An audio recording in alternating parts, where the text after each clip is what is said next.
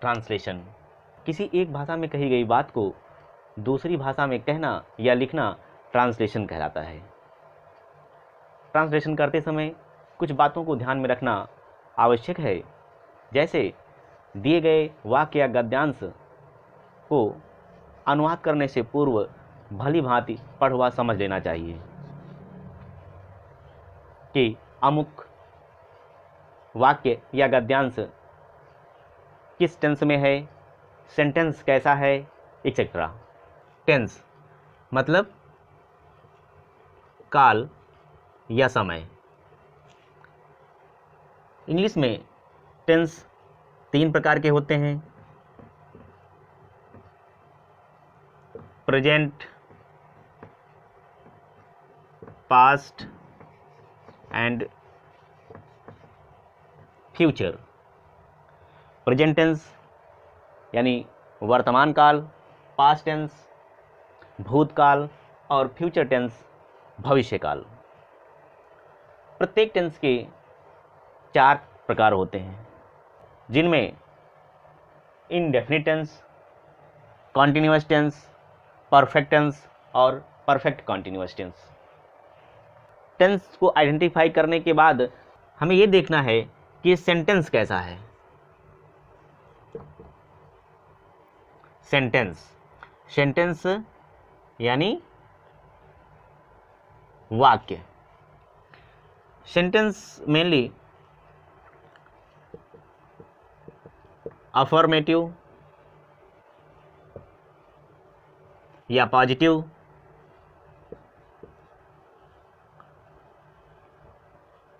Negative,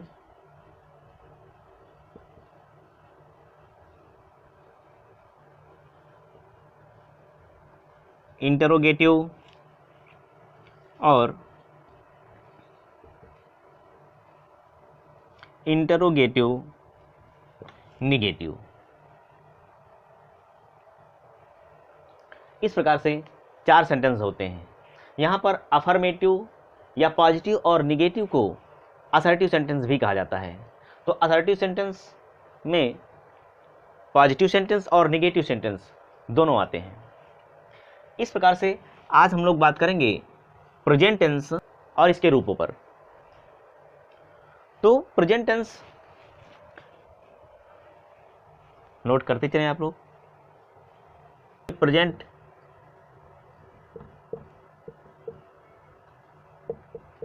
indefinite tense,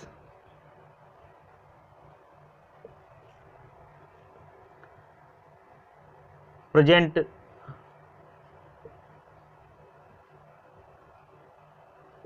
continuous tense,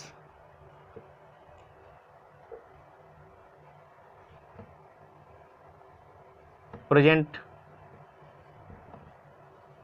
perfect tense और present perfect continuous tense.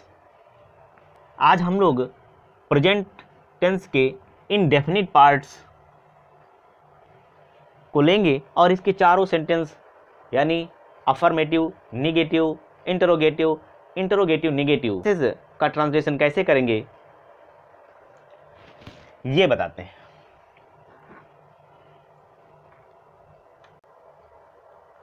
Present indefinite tense में एक simple सा sentence, जैसे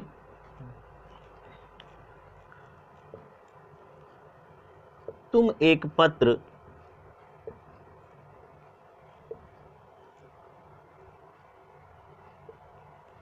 लिखते हो। सबसे पहला कार्य है, जैसे ही सेंटेंस हमारे सामने आए, यानी जैसे ही हम सेंटेंस को देखें तो सबसे पहले ये देखें कि ये किस टेंस में है। तो हमने देखा कि यह प्रेजेंट इंडेफिनिट टेंस का सेंटेंस है और सेंटेंस कैसा है, अफर्मेटिव है यानी पॉजिटिव सेंटेंस है। तो इसको आइडेंटिफाई कैसे करेंगे कि ये प्रेजेंट इंडेफिनिट टेंस का ही सेंटेंस है। तो इसके आइडेंटिफिकेशन के लिए एक रूल है कि जिन वाक्यों के अंत में ता है, ती है, ते हैं, ते हो, इस प्रकार के शब्द आएँ तो वह प्रेजेंट इंडेफिनिट टेंस का सेंटेंस होगा। इसके सबसे पहले रूल्स समझ लेते हैं। रूल, अगर सिंगुलर नंबर सब्जेक्ट सिंगुलर हो तो क्या करेंगे, तो सब्जेक्ट प्लस वर्ब की फर्स्ट फॉर्म में यस या ईएस का प्रयोग plus object plus other word. लेकिन यदि सब्जेक्ट प्लूरल हो यानी बहुवचन का सब्जेक्ट हो तो क्या करेंगे, सब्जेक्ट प्लस वर्ब की first form plus object plus other word. अब दोनों में अंतर क्या है, यहां पर देखिए प्लूरल नंबर सब्जेक्ट में वर्ब के साथ यस या ईएस का प्रयोग नहीं है, यहां पर सब्जेक्ट प्लस वर्ब की first form plus object plus other word. Singular number subject कौन से होंगे, जैसे ही, शी, इट या फिर कोई नाम हो, नेम। और प्लूरल नंबर सब्जेक्ट जैसे आई, वी, यू, दे। यानी आई, वी, यू, दे के साथ हम वर्ब की फर्स्ट फॉर्म, ऑब्जेक्ट और प्लस अदर वर्ड्स हैं तो उनको मेंशन करेंगे। तो ये रूल्स आप लोग नोट कर लीजिए, इसी के आधार पर या इसी फ्रेम में इसे सेट कर देना है। तो देखिए अब ये सब्जेक्ट क्या है, तुम है, यहाँ पर सब्जेक्ट क्या है, तुम। एक पत्र लिखते हो यानी पत्र, जो पत्र है एक पत्र, ये है ऑब्जेक्ट और लिखना हो गया वर्ब। ये है वर्ब, ये है ऑब्जेक्ट और तुम सब्जेक्ट है। अब हम लोग इसका ट्रांसलेशन करते हैं।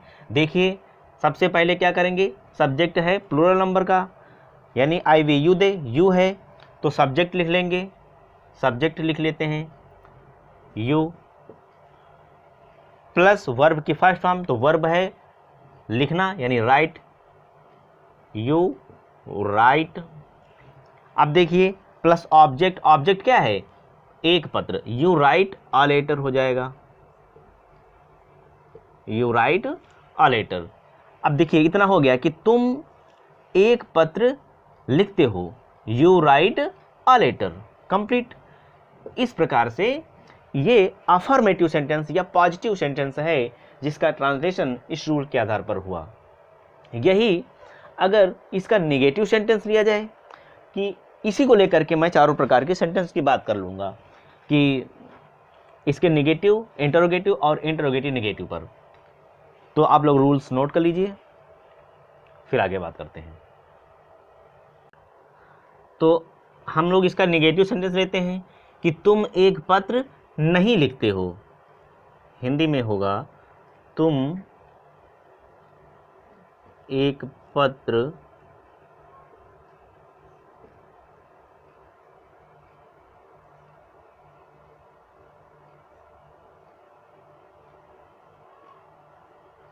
नहीं लिखते हो। नेगेटिव सेंटेंस में क्या करेंगे, यदि सब्जेक्ट सिंगुलर नंबर हैं तो इसके लिए रूल होगा सब्जेक्ट प्लस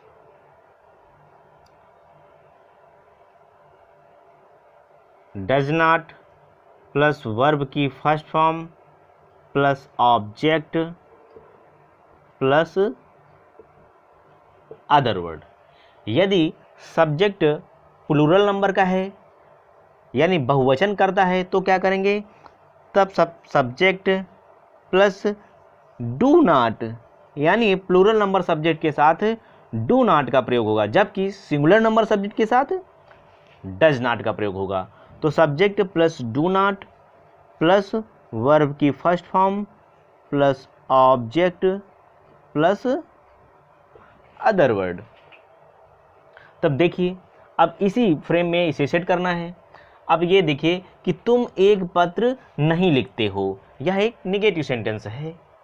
तो तुम सब्जेक्ट क्या है, सब्जेक्ट प्लूरल नंबर से है तो सबसे पहले सब्जेक्ट लिख लेंगे यू, इसके बाद डू का प्रयोग कर लेंगे यानी नॉट, फिर नॉट, यू डू नॉट फिर वर्ब की फर्स्ट फॉर्म यानी राइट,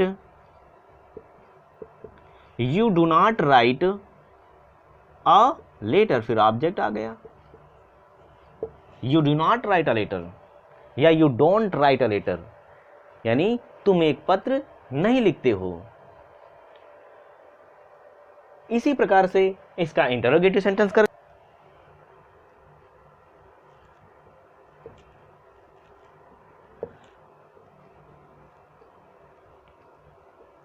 क्या तुम एक पत्र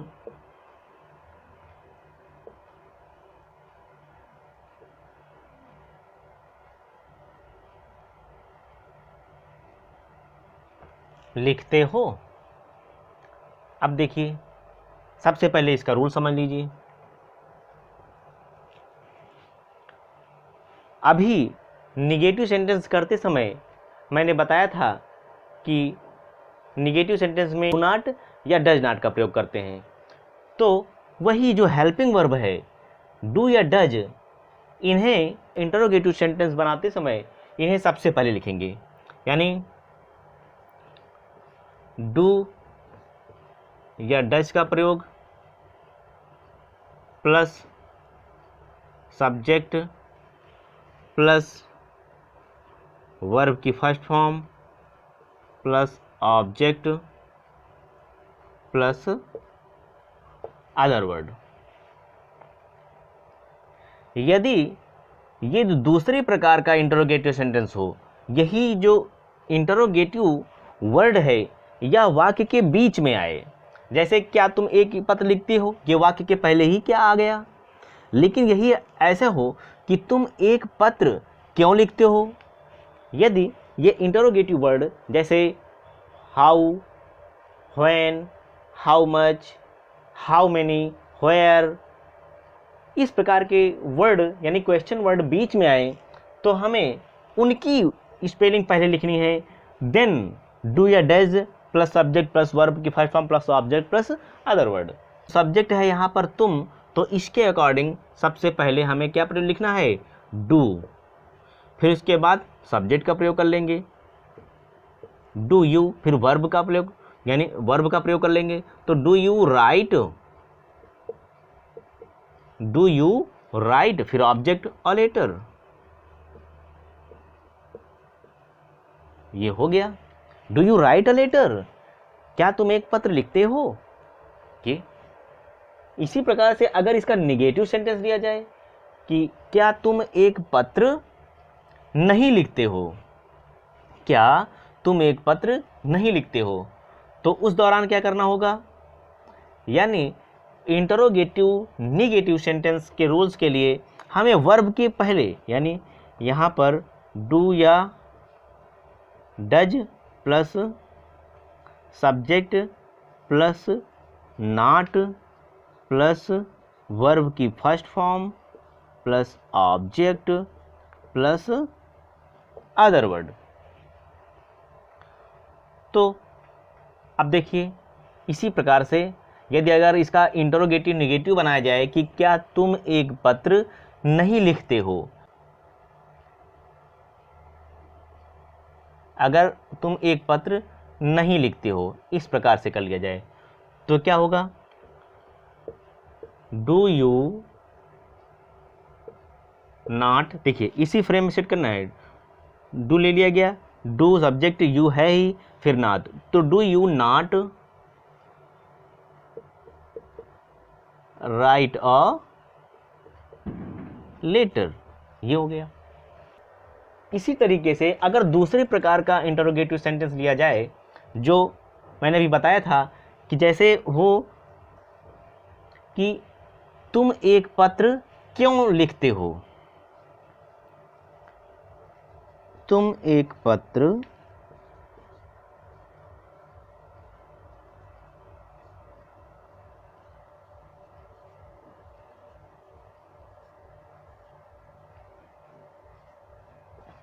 क्यों लिखते हो। अब देखिए, ये जो क्वेश्चन वर्ड है ये बीच में आ गया है, यानी प्रश्नवाचक शब्द व्हाई ये सेंटेंस के या वाक्य के बीच में है। ऐसी स्थिति में सबसे पहले हमें इसकी स्पेलिंग लिखनी होगी, यानी व्हाई, फिर सब्जेक्ट क्या है, तुम है, तो तुम के साथ तुम जो यू है यह प्लूरल नंबर सब्जेक्ट है, तो इसके साथ डू का प्रयोग होगा, तो व्हाई डू ये ले लिया गया। इसके बाद फिर आ जाएगा सब्जेक्ट व्हाई डू यू, फिर वर्ब की फर्स्ट फॉर्म यानी right, why do you write a letter, object आ जाएगा, why do you write a letter, तुम एक पत्र क्यों लिखते हो। इसी प्रकार से अगर इसका नेगेटिव सेंटेंस करना हो कि तुम एक पत्र क्यों नहीं लिखते हो, तो ऐसी स्थिति में बस वर्ब के पहले नॉट का प्रयोग कर देना है कि why do you not write a letter, तुम एक पत्र क्यों नहीं लिखते हो। इस प्रकार से प्रेजेंट इंडेफिनिट टेंस के 4 प्रकार के सेंटेंस या 4 से 5 प्रकार के सेंटेंस हम लोगों ने सीखा कि कैसे अफर्मेटिव, निगेटिव, इंटरोगेटिव का ट्रांसलेशन करते हैं।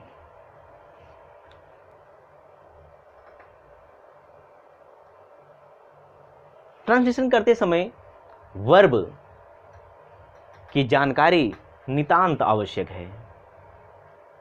क्योंकि वर्ब का ज्ञान नहीं है तो वर्ब के बिना तो वाक्य का अर्थ ही नहीं निकलता, वाक्य निरर्थक हो जाता है। तो वर्ब्स कैसे सीखना है आप लोगों को मैं बता देता हूँ। कौन से टेंस में, प्रेजेंट टेंस या पास्ट टेंस या फ्यूचर टेंस में किस प्रकार की वर्ब्स का प्रयोग होगा, फर्स्ट फॉर्म, सेकेंड फॉर्म या थर्ड फॉर्म। आप लोग ये नोट कर लीजिए, रूल्स नोट कर लीजिए और इन्हें मेमोराइज करते रहना है। ठीक। तो वर्ब्स यानी क्रियाएं,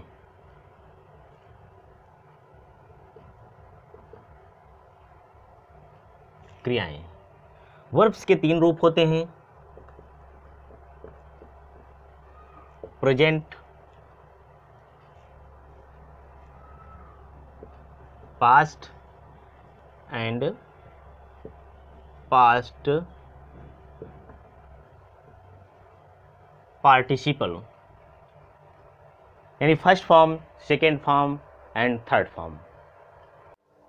स्टूडेंट्स, वर्ब के जिस रूप से समय का बोध होता है उसे टेंस कहते हैं। सेंटेंस का सबसे इंपॉर्टेंट पार्ट है वर्ब। वर्ब्स में कुछ स्ट्रांग वर्ब्स होती हैं, तो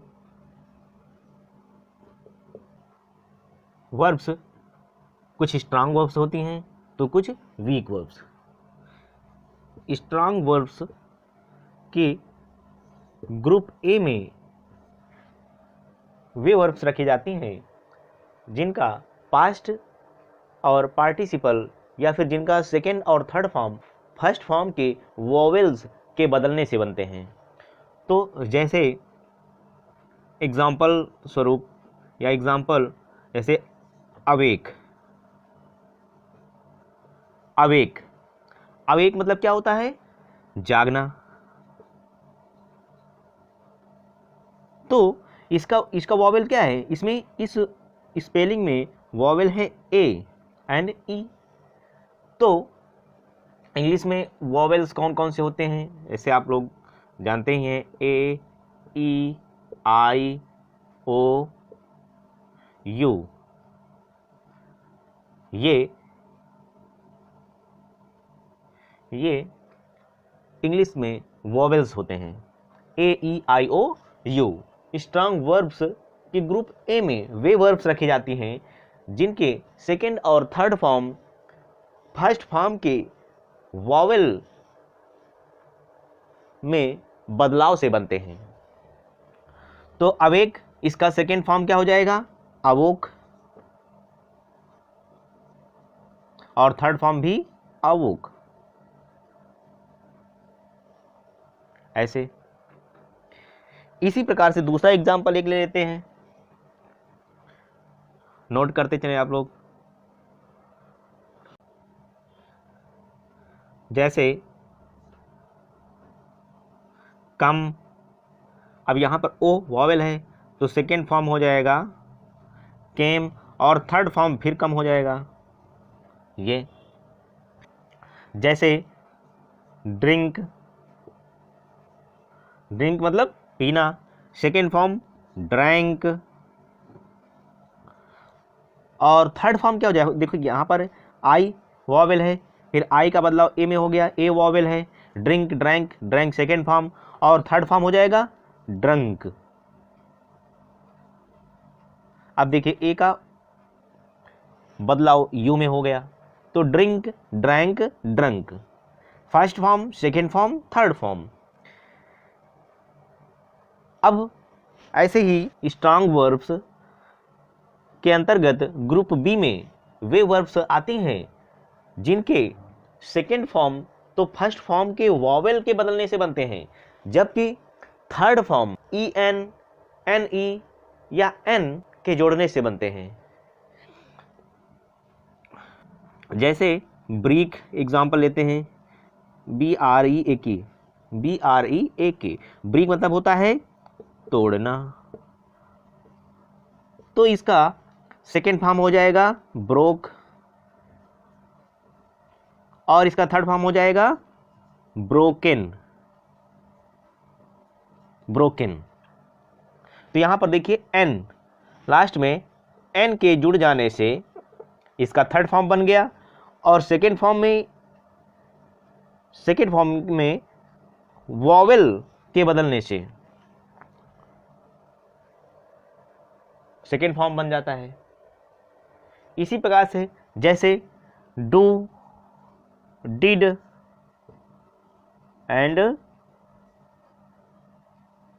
डन, डू डिड डन, तो first form do, second form did and third form done.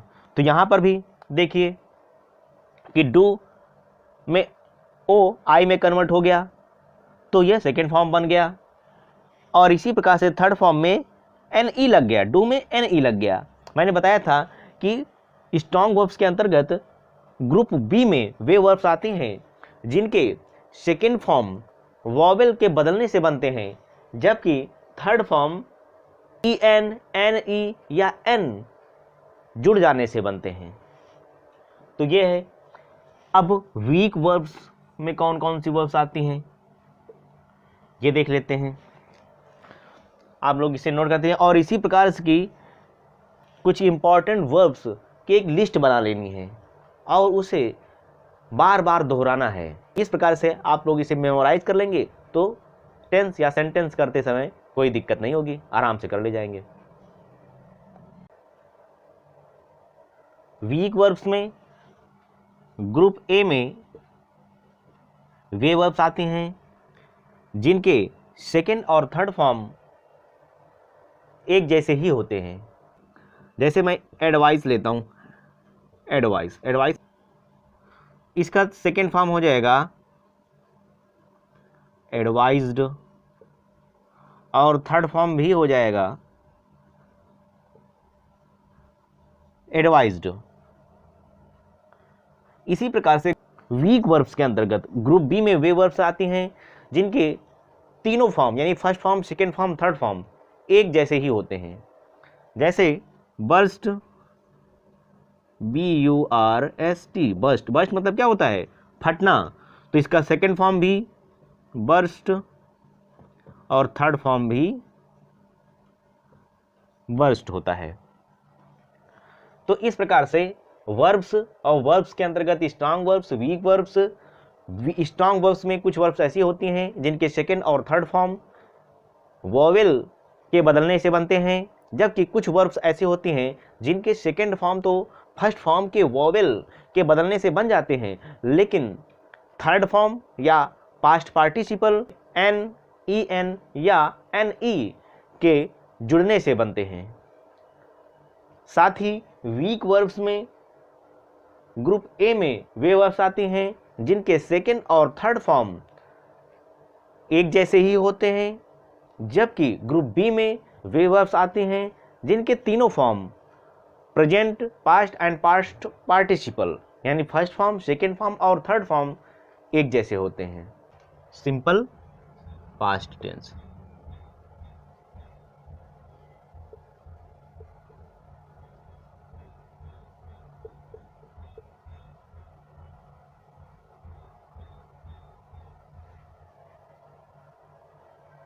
पहचान कैसे करेंगे इसकी? जिन वाक्यों के अंत में ता था, ते थे, ती थी, या फिर आ, ई, ए, इस प्रकार के शब्द आए तो वह पास्ट इंडेफिनिट टेंस का सेंटेंस होता है। तो इस प्रकार से हम सिंपल पास्ट टेंस से रिलेटेड सेंटेंस को पहचान सकेंगे। इसके बाद हमें देखना होता है कि यह सेंटेंस कैसा है, अफर्मेटिव है, निगेटिव है, इंटरोगेटिव है या फिर इंटरोगेटिव निगेटिव है। सेंटेंस के अकॉर्डिंग हमें रूल्स अप्लाई करना है। तो सबसे पहला काम आप लोग रूल नोट कर लीजिए। सब्जेक्ट प्लस वर्ब की second form plus object plus other word. ये रूल पॉजिटिव सेंटेंस होगा तब प्रयोग करना है। निगेटिव सेंटेंस में subject plus did not plus verb की first form plus object plus other word. Interrogative sentence है तब जो हेल्पिंग वर्ब है डिड, इसको पहले लिख लेंगे। Did plus subject plus verb की first form plus object plus other word. और दूसरे प्रकार का इंटरोगेटिव सेंटेंस हो जिसमें क्वेश्चन वर्ड वाक्य के बीच में आए। पिछली क्लास में मैंने बताया था, जैसे question word what, why, how, how much, where, how many, इस प्रकार के क्वेश्चन वर्ड आए तो हमें पहले उनकी स्पेलिंग लिखनी है, then helping verb, then subject, then verb की first form, then object, then other word. तो अब एक एक करके इन्हें समझते हैं।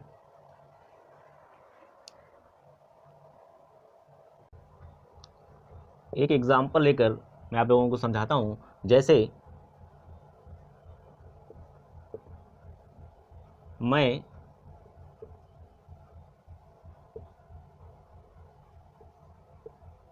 इस घर में रहता था।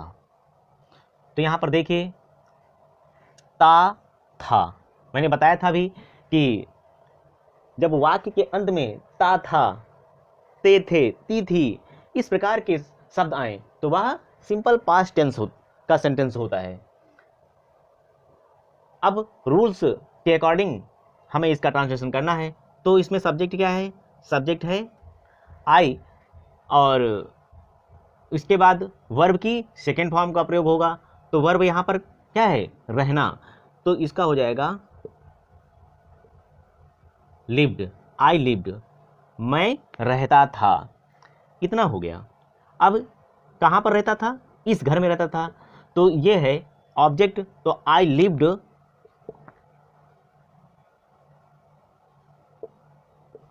In this house. Sorry, I lived in this house, मैं इस घर में रहता था। इसी प्रकार से अगर इसका निगेटिव सेंटेंस लिया जाए कि मैं इस घर में नहीं रहता था, हिंदी में मैं इस घर में नहीं रहता था। तो ट्रांसलेशन इसका करते हैं, I did not live in this house. I did not live in this house. ऐसे ही यदि इसका इंटरोगेटिव सेंटेंस लिया जाए, क्या मैं इस घर में रहता था? क्या मैं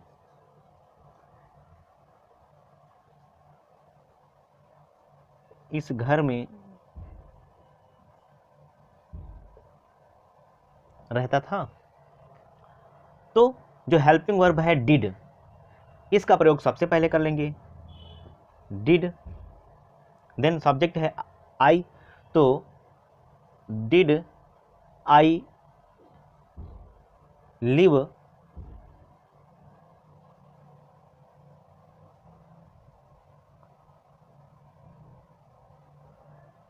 in this house. Did I live in this house, क्या मैं इस घर में रहता था? यदि दूसरी प्रकार का इंटरोगेटिव सेंटेंस आए कि मैं इस घर में क्यों रहता था, या मैं इस घर में कब से रहता था, या मैं इस घर में कितने दिन से रहता था, यानी जो क्वेश्चन वर्ड है ये वाक्य के बीच में आए, तो हमें सबसे पहले उनकी स्पेलिंग लिख लेनी है। जैसे एग्जाम्पल, मैं इस घर में क्यों रहता था, तो व्हाई का प्रयोग पहले कर देना है। Why did I live in this house, complete. तो इस प्रकार से इन्हें करना है। एक एग्जाम्पल और लेता हूं, जैसे उसने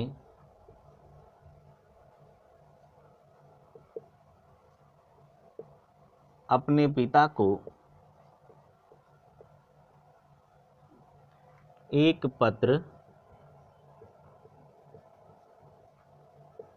लिखा। लिखा आ, देखिए ये वाक्य के अंत में आ शब्द की प्रतिध्वनि हो रही है। तो इस प्रकार से यह सिंपल पास्ट टेंस का सेंटेंस है और सेंटेंस अफर्मेटिव है। तो इसका ट्रांसलेशन करते हैं। सब्जेक्ट क्या है इसमें? ही, उसने, यानी ही। अब सब्जेक्ट के बाद वर्ब की सेकेंड फॉर्म का प्रयोग होगा, तो ही। अब वर्ब क्या है यहां पर? लिखा, यानी लिखना, तो ये वर्ब है। अब लिखना का सेकेंड फॉर्म यानी राइट और सेकेंड फॉर्म रोट, तो ही रोट, ही रोट, उसने लिखा। तो सब्जेक्ट प्लस वर्ब की सेकेंड फॉर्म प्लस ऑब्जेक्ट, तो ऑब्जेक्ट क्या है? एक पत्र। एक पत्र यहां पर ऑब्जेक्ट है, तो ही रोट अ लेटर, उसने एक पत्र लिखा। इतना कंप्लीट हो गया। तो किसको लिखा? देखिए अपने पिता को। तो सब्जेक्ट प्लस वर्ब की second form plus object plus other word, तो अदर वर्ड में यह है कि उसने अपने पिता को एक पत्र लिखा। तो यहां पर अपने पिता यानी ही के साथ अपने के लिए हिज का प्रयोग होगा। अब यहां पर देखिए, तो his father, he wrote a letter his father, उसने अपने पिता को एक पत्र लिखा। अगर यहां पर सी का प्रयोग किया जाता सब्जेक्ट के रूप में, तो हो जाता she wrote a letter her father. She के साथ अपने के लिए हर का प्रयोग होगा। तो यहां पर nominative case, objective case, possessive case, ये भी याद रखना है। जैसे I, my, me, we, our, us, he, his, him, she, हर।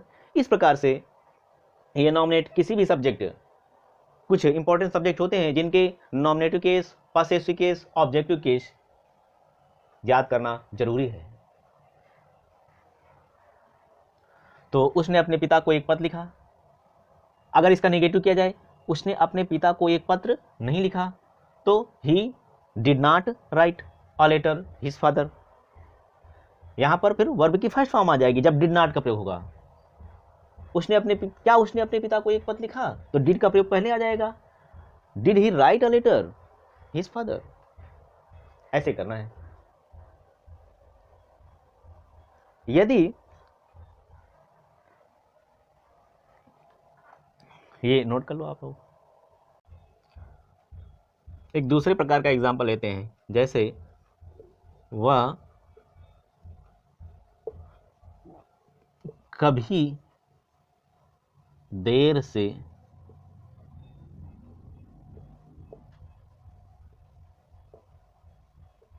नहीं आया। वह कभी देर से नहीं आया। अब यहां पर देखिए कभी नहीं, यदि वाक्य में कभी नहीं शब्द आए तो ऐसी स्थिति में डिड नॉट का प्रयोग नहीं करना है, बल्कि नेवर का प्रयोग करना है। तो नेवर के प्रयोग के साथ वर्ब की सेकेंड फॉर्म का प्रयोग करना है। जैसे नेगेटिव सेंटेंस बनाते समय जब हम डिड नॉट का प्रयोग करते हैं, नेगेटिव सेंटेंस बनाते समय पास्ट इंडेफिनिट टेंस में डिड नॉट का प्रयोग किया जाता है, तो ऐसी स्थिति में वर्ब की फर्स्ट फॉर्म का प्रयोग करते हैं डिड नॉट के साथ। जबकि जब नेवर का प्रयोग करेंगे तो यहां पर नेवर के साथ वर्ब की सेकेंड फॉर्म का प्रयोग करेंगे और डिड नॉट का प्रयोग नहीं करेंगे। तो यहां पर हो जाएगा ही नेवर केम लेट, वह कभी देर से नहीं आया। अब देखिए यहां पर नेवर का प्रयोग वर्ब के पहले आ गया है। जैसे नेगेटिव सेंटेंस में डिड नॉट का प्रयोग वर्ब के पहले करते हैं, इसी प्रकार से यहां पर वर्ब के पहले नेवर का प्रयोग तो किया गया, लेकिन वर्ब की सेकेंड फॉर्म का प्रयोग किया गया। ही नेवर केम लेट, वह कभी देर से नहीं आया। अब एक इंटरोगेटिव सेंटेंस लेते हैं। क्या तुम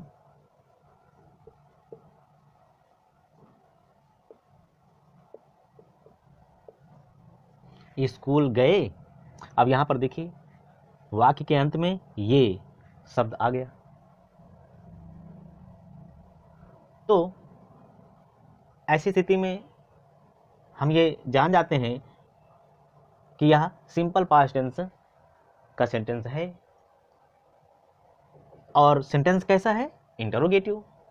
तो मैंने बताया था कि इंटरोगेटिव सेंटेंस करते समय हमें सबसे पहले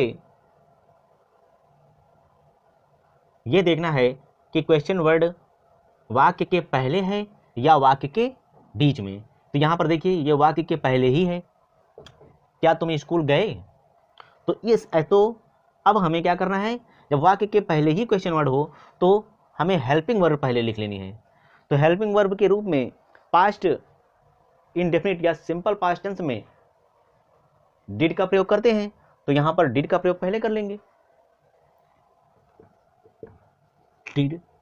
डिड हो गया, फिर उसके बाद सब्जेक्ट का प्रयोग होगा। तो सब्जेक्ट क्या है? यू। फिर verb go, did you go, object आ जाएगा टू स्कूल।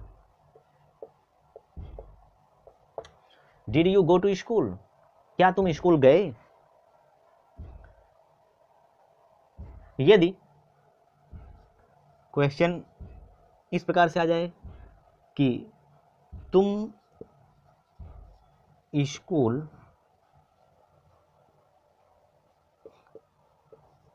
कब गए, इस प्रकार के सेंटेंस हो, तो क्या करेंगे? अब यहां पर देखिए क्वेश्चन वर्ड सेंटेंस के बीच में है। ऐसी स्थिति में सबसे पहले हमें इसकी स्पेलिंग लिखनी है, कब की। तो कब यानी व्हेन, फिर helping verb did, when did, फिर ऑब्जेक्ट यू का प्रयोग, when did you, then verb go to school. When did you go to school, तुम स्कूल कब गए। इनका अगर निगेटिव बनाना हो, तुम स्कूल कब नहीं गए, तो when did you not go to school, verb के पहले नॉट का प्रयोग कर देना है। इस प्रकार से सिंपल पास्ट टेंस से रिलेटेड सेंटेंसेस का ट्रांसलेशन करना है। तो एक बार मैं इससे रिलेटेड रूल्स एक स्थान पर लिख देता हूं और आप लोग उन्हें नोट कर लें। तो पॉजिटिव सेंटेंस से रिलेटेड रूल है सब्जेक्ट प्लस वर्ब की second form plus object plus other word. Subject यहाँ पर चाहे सिंगुलर हो या प्लूरल, सबके साथ अफर्मेटिव सेंटेंस में वर्ब की सेकेंड फॉर्म का ही प्रयोग किया जाएगा। और निगेटिव सेंटेंस में subject plus did not plus verb की first form plus object plus other word. यदि निगेटिव सेंटेंस ऐसा हो जिसमें कभी नहीं का प्रयोग हो, यानी नेवर का प्रयोग हो रहा हो, तो ऐसी स्थिति में subject plus never plus verb की second form plus object plus other word. अब क्वेश्चन मार्क्स से रिलेटेड या इंटरोगेटिव सेंटेंस हो तो वहाँ पर डिड का प्रयोग पहले कर लेंगे plus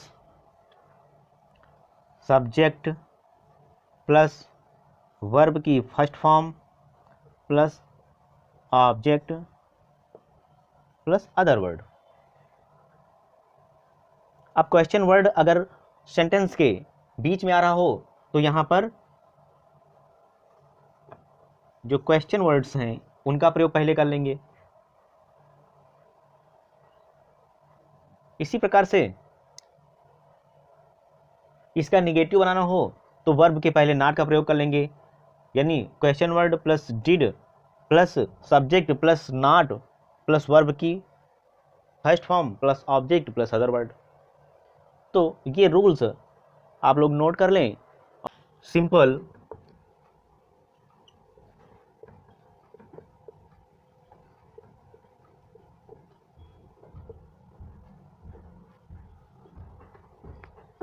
future tense. Simple future tense में काम का करना या होना भविष्य काल में पाया जाता है। सेंटेंस या वाक्य के अंत में गा गी गे पाए जाते हैं और सब्जेक्ट आई वी के साथ सैल लगाकर वर्ब की फर्स्ट फॉर्म का प्रयोग करेंगे और अदर सब्जेक्ट्स के साथ विल लगाकर वर्ब की फर्स्ट फॉर्म का प्रयोग किया जाएगा। तो ये कुछ सामान्य सी बातें हैं जिन्हें इस टेंस से रिलेटेड सेंटेंसेस का ट्रांसलेशन करते समय ध्यान में रखना है। आइए कुछ एग्जाम्पल्स के माध्यम से इस टेंस को समझने का प्रयास करते हैं। एग्जाम्पल जैसे मैं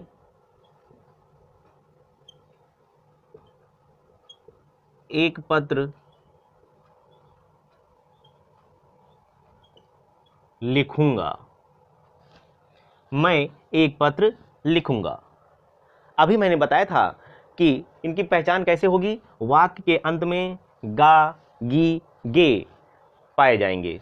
तो यहाँ पर देखिए लिखूंगा, गा वाक्य के अंत में आ रहा है, इससे ये पता चलता है यह फ्यूचर टेंस से रिलेटेड सेंटेंस है। और पॉजिटिव सेंटेंस का ट्रांसलेशन कैसे करेंगे, सबसे पहले आप लोग इसके रूल्स नोट कर लें। सब्जेक्ट प्लस विल या शैल का प्रयोग करेंगे हेल्पिंग वर्ब के रूप में, प्लस वर्ब की first form plus object plus other word. तो अभी हम लोगों ने बात की थी आई और वी के साथ शैल का प्रयोग किया जाएगा, जबकि शेष सब्जेक्ट्स या दूसरे जो सब्जेक्ट्स हैं उनके साथ विल का प्रयोग होगा। तो यहाँ पर सब्जेक्ट क्या है? सब्जेक्ट है आई या मैं, तो यहाँ पर सब्जेक्ट लिख दिया गया। फिर उसके बाद इसी फ्रेम में से सेट करना है। सब्जेक्ट के बाद फिर विल या शैल का प्रयोग, तो विल आई के साथ क्या लेंगे? शैल ले लेंगे। तो आई शैल, अब यहाँ पर इसके बाद वर्ब की फर्स्ट फॉर्म, तो वर्ब क्या है? लिखूंगा, यानी लिखना वर्ब है।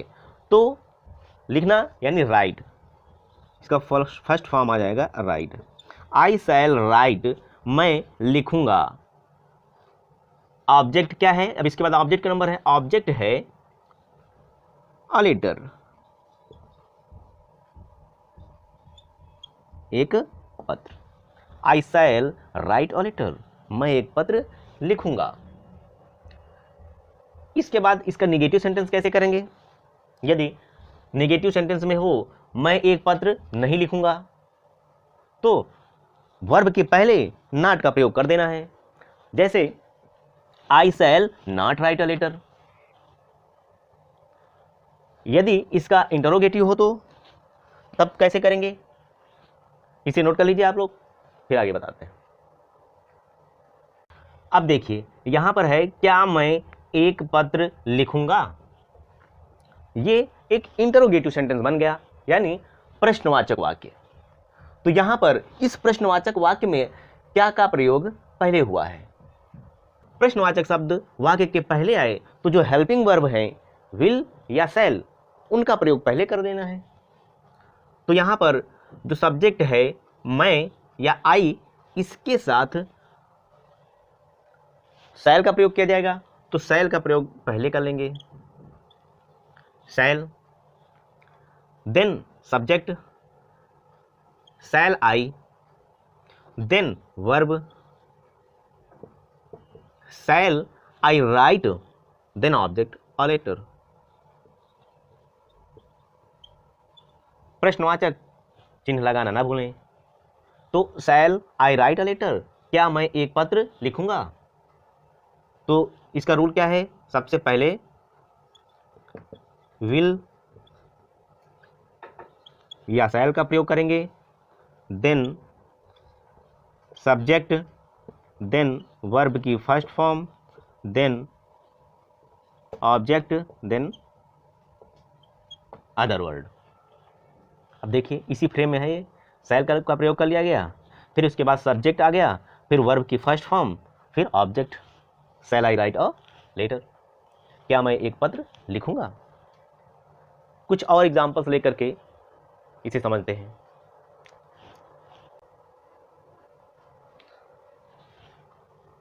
दूसरा एग्जांपल है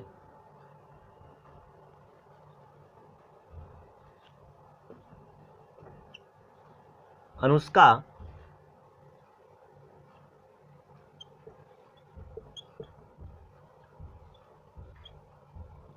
कल स्कूल जाएगी। अब देखिए इसमें सबसे पहले देखना है कि टेंस कैसा है। टेंस तो हम लोग सिंपल फ्यूचर टेंस पर ही बात कर रहे हैं। सेंटेंस कैसा है, अफर्मेटिव या पॉजिटिव है। तो सबसे पहले हमें यहाँ पर चेक करना होगा सब्जेक्ट क्या है। सब्जेक्ट है कोई नेम है यानी अनुष्का, तो सब्जेक्ट लिख लेंगे,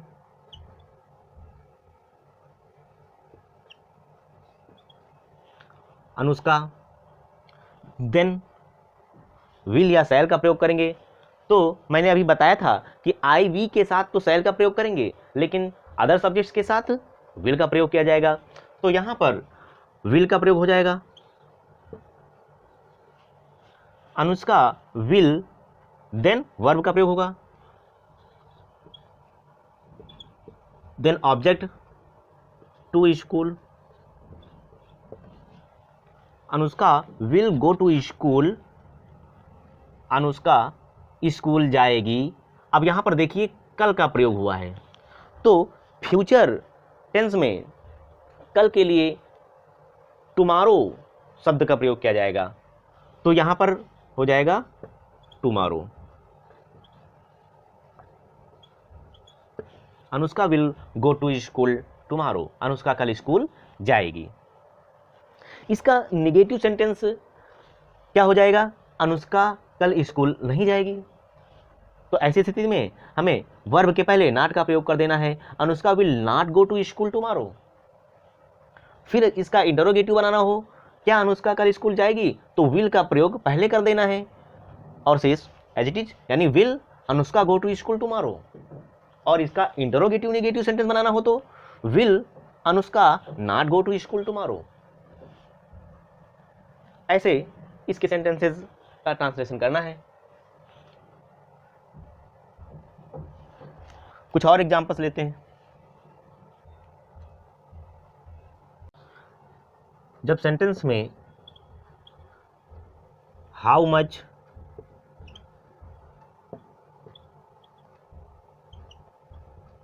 हाउ मेनी, हुज, व्हिच, इस प्रकार के क्वेश्चन वर्ड आए तो ऐसी स्थिति में इनके साथ ही नाउन का प्रयोग करना है। जैसे एक एग्जांपल लेता हूं कि वह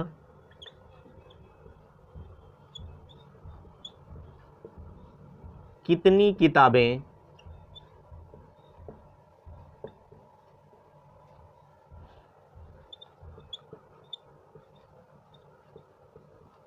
खरीदेगा। अब देखिए ये इंटरोगेटिव सेंटेंस है, वह कितनी किताबें खरीदेगा। यहां पर जो कितनी किताबें हैं, ये कितनी यानी how many, how many word के साथ ही जो नाउन है, हाउ मेनी जो क्वेश्चन वर्ड है, इसी के साथ ही नाउन यानी बुक्स का प्रयोग भी किया जाएगा।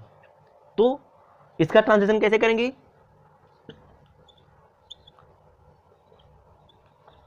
हाउ मेनी बुक्स, इतना। इसके बाद अब देखिए सब्जेक्ट है यहां पर ही यानी वह, तो ही के साथ विल का प्रयोग होगा। तो हाउ मेनी बुक्स यानी कि क्वेश्चन वर्ड के बाद जो नाउन साथ में लिखा जा रहा है यह भी हो गया।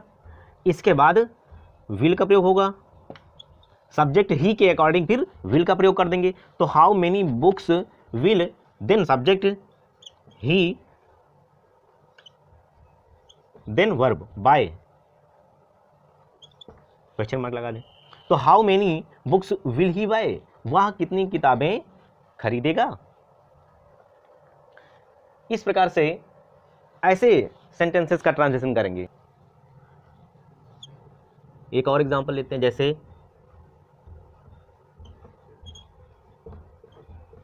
निष्ठा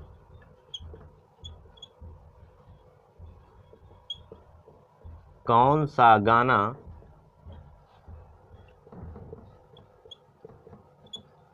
गाएगी। अब यहां पर देखिए कौन सा गाना यानी कौन सा, व्हिच के साथ साथ नाउन का प्रयोग भी कर लेंगे, ये एक साथ लिखा जाएगा। तो ट्रांसलेशन इसका हो जाएगा व्हिच सॉन्ग। अब इसके बाद देखना है कि सब्जेक्ट क्या है। सब्जेक्ट नेम है निष्ठा, तो नेम के साथ विल का प्रयोग करेंगे। तो व्हिच सॉन्ग विल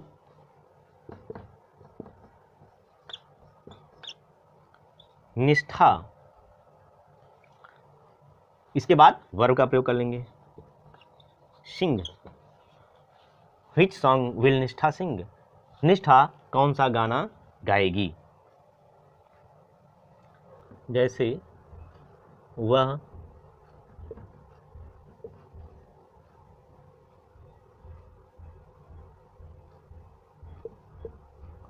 अपनी माता के साथ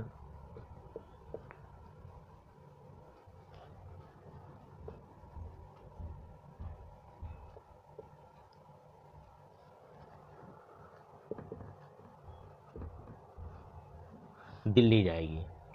यहीं पर इसका रूल एक बार देख लें। सब्जेक्ट प्लस विल या शैल का प्रयोग प्लस वर्ब की first form plus object plus other word. तो यहाँ पर सब्जेक्ट क्या है? वह। लेकिन वाक्य को पढ़ने के बाद ये पता चलता है कि यह फेमिनिन जेंडर है, यानी वह अपनी माता के साथ दिल्ली जाएगी। तो फेमिनिन जेंडर में वह के लिए सी का प्रयोग करेंगे तो सब्जेक्ट हो गया शी। तो सी के साथ विल का प्रयोग हो जाएगा तो विल लिख लेंगे, शी विल। फिर वर्ब की फर्स्ट फॉर्म, तो यहाँ पर जाना वर्ब है तो हो जाएगा यहाँ पर गो, शी विल गो। अब इसके बाद आएगा ऑब्जेक्ट, तो ऑब्जेक्ट क्या है? दिल्ली। ऑब्जेक्ट दिल्ली है जहाँ वह जाएगी, तो she will go to Delhi, वह दिल्ली जाएगी। अब देखिए इसके बाद वाक्य का जो शेष हिस्सा है कि अपनी माता के साथ, तो इसका ट्रांसलेशन क्या करेंगे? She will go to Delhi with her mother. ये हो गया, she will go to Delhi with her mother. She के साथ अपने के लिए हर का प्रयोग करेंगे। इसी प्रकार से इसका निगेटिव करना हो तो वह अपनी माता के साथ दिल्ली नहीं जाएगी, she will not go to Delhi with her mother. इसका इंटरोगेटिव करना होगा तो जो हेल्पिंग वर्ब है विल, उसे पहले कर देना है, शेष जो पार्ट है उसे लिख देना है एज इट इज, यानी will she go to Delhi with her mother. अब आप लोग होमवर्क नोट कर लीजिए, इन सेंटेंसेस की प्रैक्टिस घर पर करनी है। जैसे तुम एक किताब पढ़ोगे, हम कल लखनऊ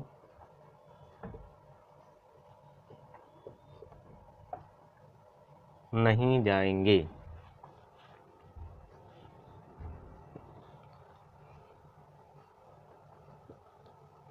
क्या वह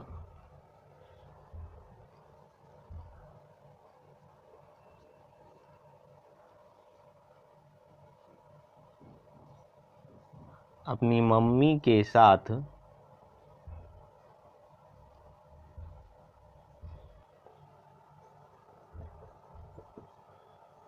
बाजार जाएगी?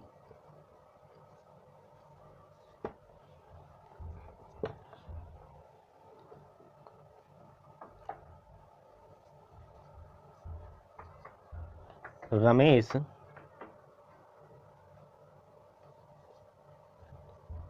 कल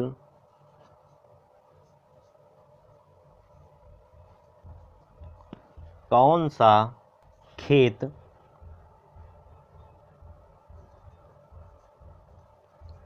जोतेगा?